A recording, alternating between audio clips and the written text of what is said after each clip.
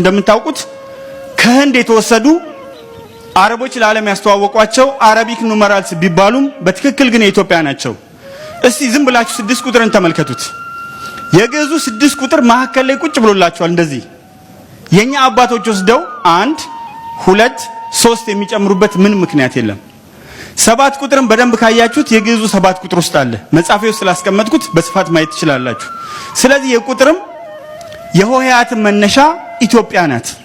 ኢትዮጵያ እጅግ በጣም ትልቅና የከበረች ገናና ሀገር ናት።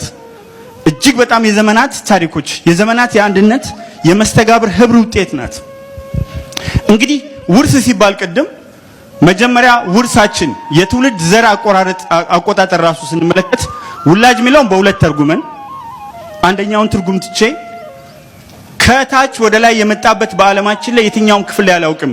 ውላጅ፣ ፍናጅ፣ ቅናጅ፣ አመለጥ፣ አሰለጥ፣ ማንቤቴ፣ ደረሰ ቤቴ፣ ደረባ ቤቴ፣ ሸማት፣ ምንዝላት፣ እንዝላት፣ እንጅላት፣ ቅማንት፣ ቅምቅማያት፣ ቅማያት፣ ቅድማያት፣ አያት፣ አባት፣ ልጅ፣ የልጅ ልጅ እያለ ከሽበት ወደ ኩተት ሲወርድ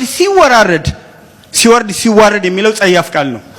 ታሪኬ ሲወርድ ሲወራረድ ይመጣል እንጂ አባቶቻችን ጮማ ጎርሰው በጠጅ ያወራርዱታል እንጂ አያዋርዱትምና ሲወርድ ሲወራረድ የመጣ እጅግ በጣም ታላቅ ታሪክ ያለን ህዝቦች ነው። ታሪካችን አንድ ቦታ ላይ አይጀምርም። የና አሜሪካንን ታሪክ ወደ ውስጥ ገብቼ ለእናንተ ለመናገር አልደፍርም፣ የበለጠ ታውቁታላችሁና። የኛ ታሪክ ግን የዘመናት ታሪክ ነው።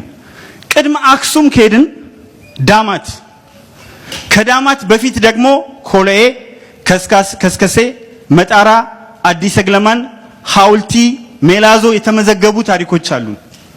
ከዛ አልፈን ስንመጣ የላሊበላ ፍልፍል አብያተ ክርስቲያናት 11ዱ፣ ከሱም ቀደም ብለን የአክሱም ሐውልት እንዴት አድርገው እንዳቆሙት ያንን የሚያክል ግዙፍ ነገር የጀርመን የፈረንሳይ